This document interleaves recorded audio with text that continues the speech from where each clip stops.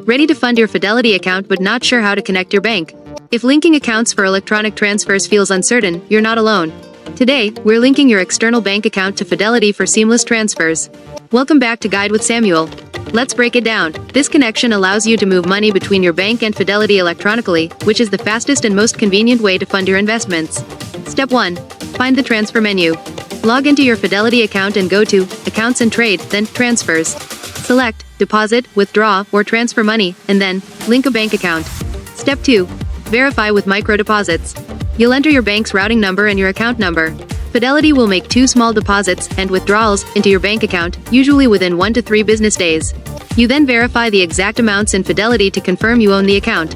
And that leads to my crucial pro tip: use a check to find your routing and account numbers.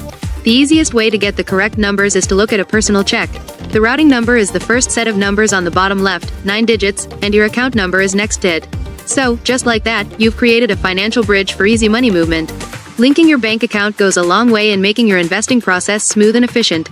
Now I'm curious, how long did it take for your micro deposits to appear and for the link to be verified? Let me know your thoughts down in the comments and subscribe for more clear-cut guides like this one. Thanks for watching and I'll see you in the next video.